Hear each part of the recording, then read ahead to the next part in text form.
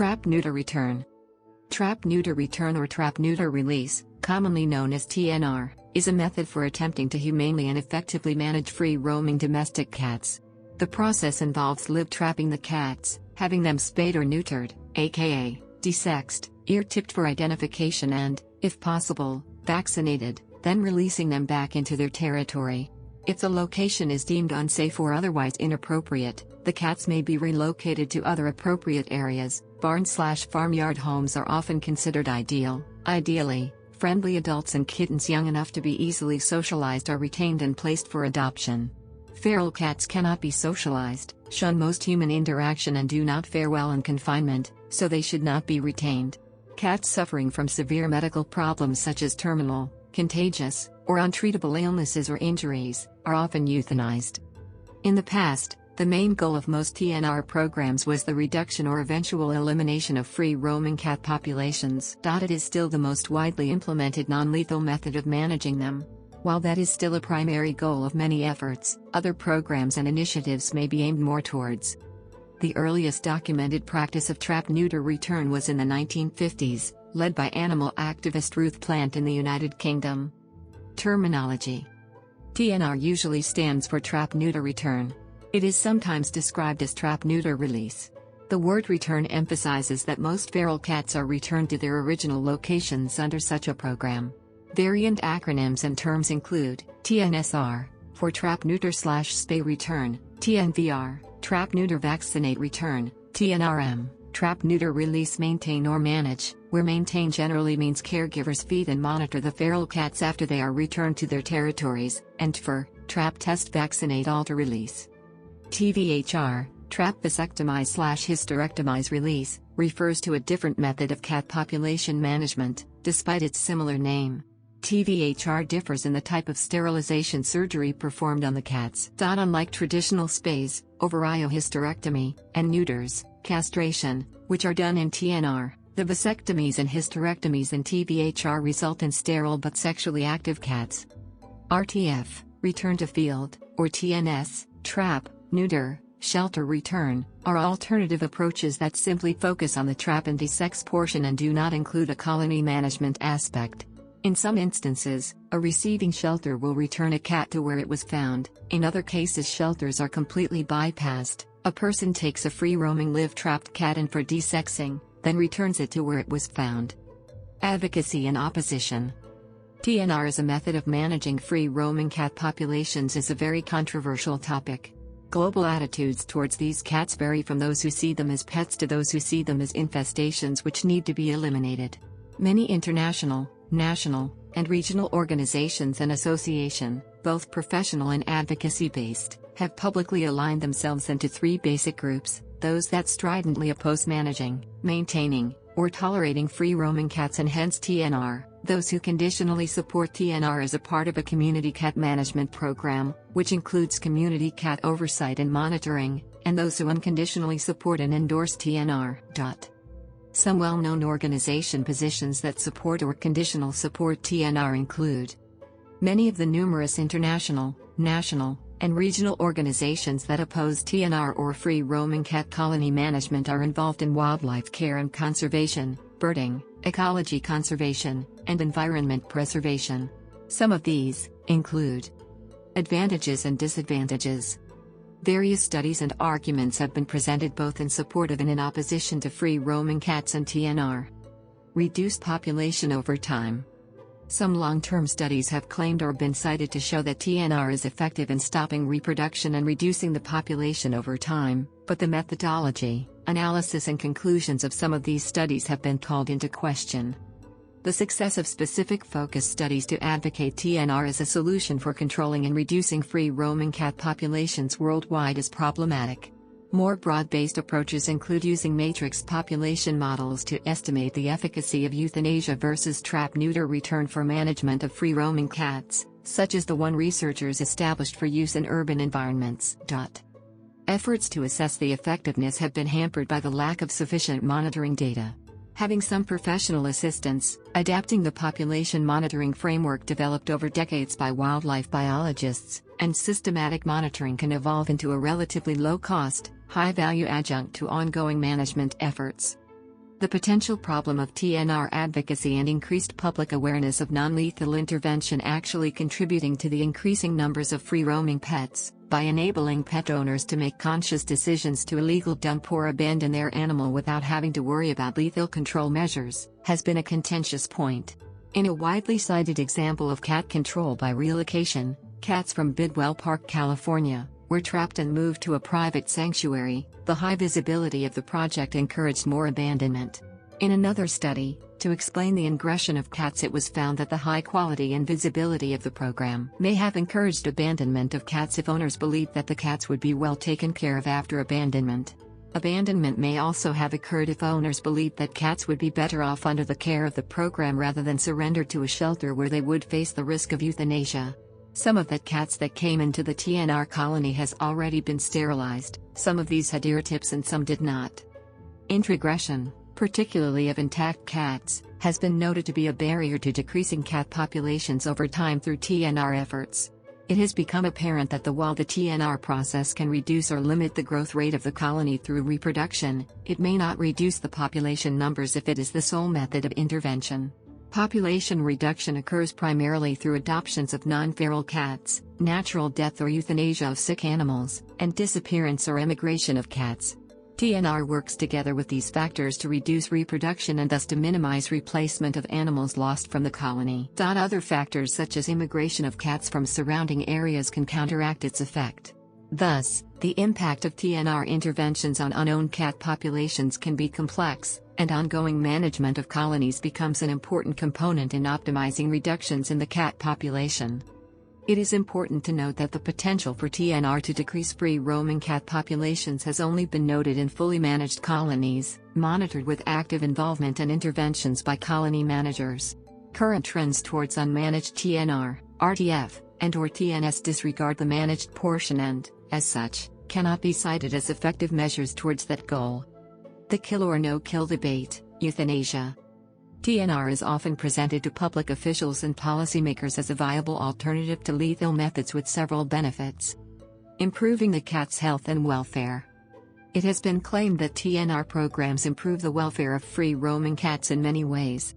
Not all free-roaming cats are feral, nor are all the cats that end up in live traps. Some are owned, but allowed to roam, some have escaped their homes or owners and are strays, some may have been abandoned or dumped. Clearly, the return or release component of TNR is not in all of their best interests. The assessment, after trapping, of social, friendly and adoptable, social but timid or scared, may adjust and be adoptable, not social, not feral, prefers to not be handled, hard to adopt out, or feral is crucial if TNR is intended to be in the best interest of the animal. When programs provide for feral kittens to be socialized and adopted, and for friendly cats to be adopted, the welfare of those cats is improved. Managed TNR programs that involve continuous active intervention on detection along with treatment and prevention of some of the more common diseases and parasites may help improve their overall health. The overall effect of TNR on the health and welfare of free-roaming cats as a whole is not possible to measure. In numerous studies, many of the cats simply disappeared, so follow-up was impossible. They are subject to injury, illness, or death from numerous things, trauma from humans or human machines or other animals, predation by wildlife, toxins and poisons, contagious diseases, exposure to harsh weather, malnutrition, infections, and parasitic debilitation. Fewer complaints. TNR may help reduce public complaints pertaining to free-roaming cats. Female cats will come into season and be receptive to the male cat, regularly, about every 3 weeks during sexually active times of the year if they do not get pregnant. Having unspayed female cats in an area will attract unneutered males with the attendant problems of spraying, fighting and caterwauling. Effects on wildlife from hunting. Numerous studies have shown that free-roaming cats can have a significant derogatory impact on native wildlife through their predation. They cause considerable wildlife destruction and ecosystem disruption, including the deaths of hundreds of millions of birds, small mammals, reptiles, amphibians, and fish. They have been linked to the extinction of 63 species and pose a threat to 360 more. Free-roaming domestic cats are considered an alien species and are listed as invasive in a multitude of countries around the world. Cats are now thought to be the single largest cause of anthropogenic bird mortality in North America. There have been recorded instances of species extinction caused by them on islands. In 2004, targeted eradication programs had successfully removed free-roaming domestic cats from at least 49 islands. Citing eradication of invasive mammals from islands is a proven conservation tool, with clear evidence of subsequent native species recovery. It is gaining recognition as a recommended method of sustaining native biodiversity on islands. Free-roaming cats have been documented hunting and killing prey without eating it. Risks to human and animal health. Stray animals in general may have significant impacts on public health due to factors such as a lack of preventive measures, e.g. vaccines, deworming, easy access to intermediate hosts, for example rats and birds, and unrestricted entry to public areas such as parks and playgrounds. Their presence is a major risk for the transmission of zoonotic diseases. Free-roaming cats can act as vectors for diseases that can impact humans as well as other animals, domestic and wild. Transmissions can occur within the species and to other species. Feline leukemia virus, feline immunodeficiency virus, ectoparasites, fleas, mites, lice, ticks, intestinal and protozoan parasites, rickettsia, and Coxiella, Q fever, are examples of inter- and intraspecies shared diseases and parasites. There are numerous zoonotic pathogens shed in feline feces, such as Campylobacter and Salmonella spp, ascarids, for example, Toxocara chatu, hookworms, Ancylostoma spp, and the protozoan parasites Cryptosporidium spp, Giardia spp, and Tegundii. Contaminated soil is an important source of infection for humans, herbivores, rodents, and birds, and several studies suggest that pet feces contribute to bacterial loading of streams and coastal waters. Free-roaming cat populations have been identified as a source for several zoonotic diseases that can and have affected humans, including methodology. The triggers for a trap-neuter return program include a perception of free-roaming cats or kittens in need, a steadily increasing number due to open breeding, an unmanageable burden on community resources while trying to manage or eliminate the cats, and when the cats become a notable nuisance or concern. There are many different TNR programs, protocols and processes. Treatment by country. Domestic cats can be found on every continent except Antarctica. Control of free-roaming dogs and cats is a worldwide problem. Beyond pragmatic and scientific considerations, cultural heritage, ethical beliefs, and social and economic impacts play critical roles in efforts to address it. The legal status of free-roaming and community cats varies from location to location, as do the histories and efforts of TNR programs. There are numerous governments supporting trap-neuter return. The following highlights some of the TNR issues around the world. Australia. In a February 17, 2017, news release in the Sydney Morning Herald, Threatened Species Commissioner Gregory Andrews reportedly summarised the reason for the federal government's intention to wipe out 2 million feral cats, about a third of the population, by saying that they are the single biggest threat to our native animals, and have already directly driven into extinction 20 out of 30 mammals lost. This cull is planned to go until 2020. Canada. Across Canada, municipalities are replacing old animal control bylaws with responsible pet ownership rules intended to direct the obligations of pet behavior to their owners. A common feature of the accelerating trend is a requirement that owners get a license for their cats and ensure they don't roam. In January 2012, a bylaw officer in Merritt, British Columbia, removed cat food and asked the Royal Canadian Mounted Police to consider criminal charges against those feeding the community cats. No charges were laid, but the rescue group's business license was revoked and it was forced to move from its storefront location.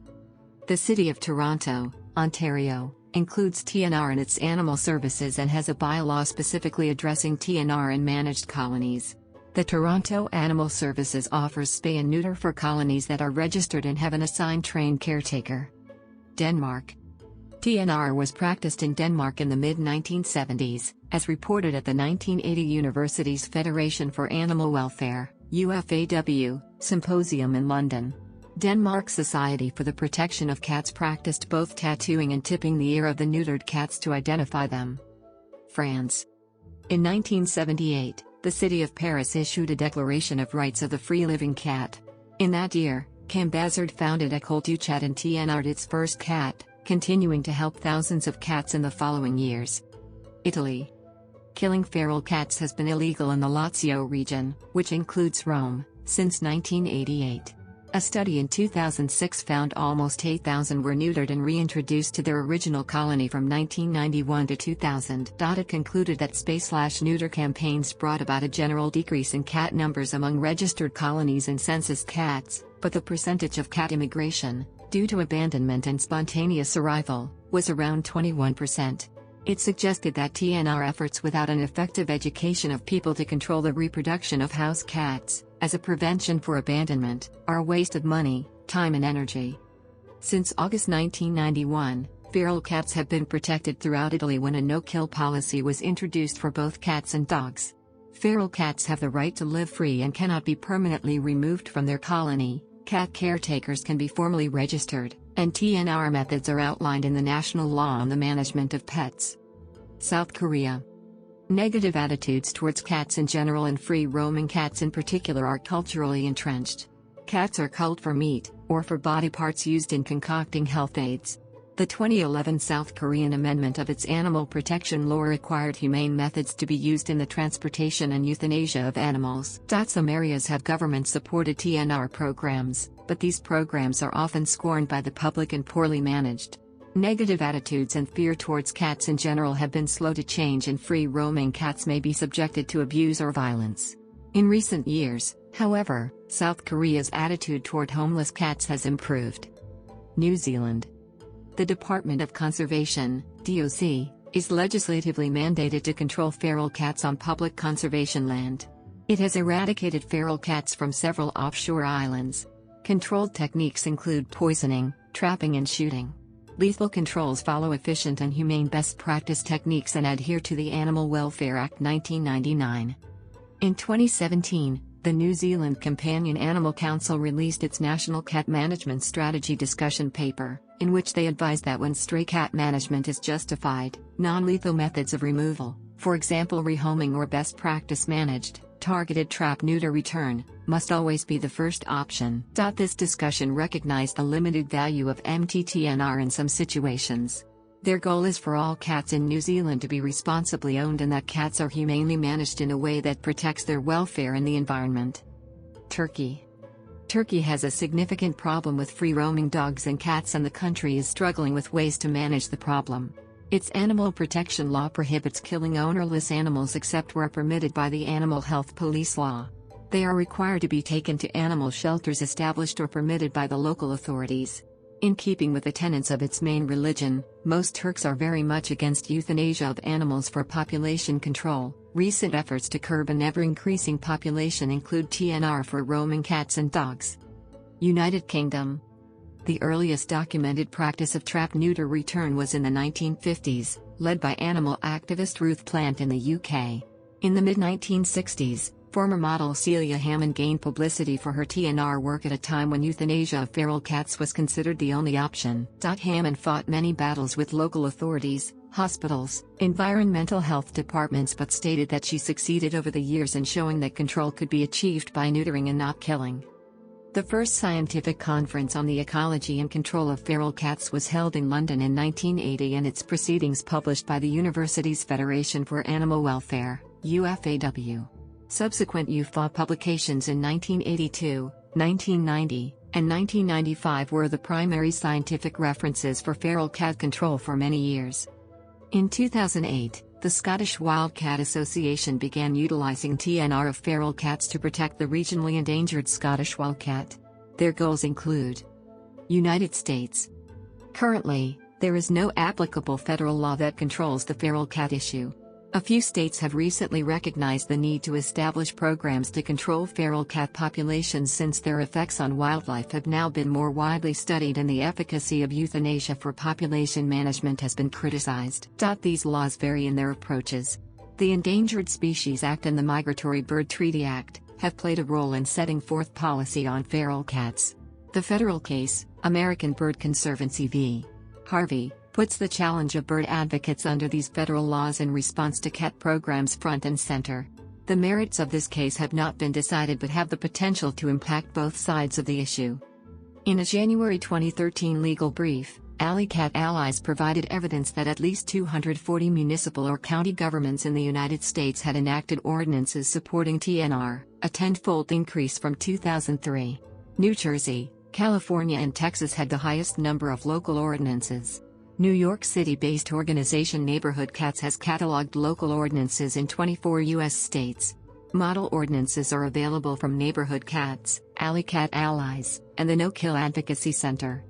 On January 29, 2019, the Hawaii Invasive Species Council adopted a resolution supporting the keeping of pet cats indoors and the use of peer-reviewed science in pursuing humane mitigation of the impacts of feral cats on wildlife and people. TNR of cats is illegal in Alaska. Governments have been sued to try to block their TNR efforts. In December 2010, an injunction was granted to prevent a planned TNR program of the City of Los Angeles until an environmental review was completed under the California Environmental Quality Act. The judge did not rule on any environmental issues, or prohibit other organizations from doing TNR in the city. Some caretakers have been prosecuted for taking care of feral cats. The perplexing issues of where a feral cat fits in local ordinance depends on the consideration as to whether they are pets or wildlife and whether they are owned or not. Many ordinances restrict feeding of wildlife, excluding birds. Then there are ordinances that restrict how many pets a person may own, and those that disallow free-roaming pets. In 2011, charges against Annie Joshua of Vandercook Lake, Michigan for allowing animals to run loose were dismissed when she agreed to have her colony of 15 to 20 cats relocated. In 2012, 78-year-old Dawn Summers was sentenced to community service for hoarding. She was feeding up to 27 community cats within a managed colony in a city-sanctioned program in Biloxi, Mississippi. Alley Cat Allies criticized the decision, stating that the community cats should not have been considered owned by the caregiver. The Virginia Supreme Court found a zoning ordinance too broad in 2013, when Henrico County charged Susan Mills for caring for feral cats, which the county said was not a permitted activity under the zoning. A circuit court judge had ordered her to stop feeding the cats, but that part of the decision was not enforceable. Opponents of feral cats have also been prosecuted for violating animal protection laws by trying to harm or kill the animals. In 2007, Jim Stevenson stood trial for shooting a cat from a colony in Galveston County, Texas, which he reportedly did after observing the colony cats hunting endangered piping plovers in the area. The trial resulted in a hung jury because of a gap in the law stating that ownership of the animal had to be proven, an issue which has since been resolved. In December 2011, wildlife biologist Nico Dauphiné received a suspended sentence for attempting to kill feral cats with rat poison in Washington, D.C. Kill feral cats with rat poison in Washington, D.C. Kill feral cats with rat poison in Washington, D.C. Kill feral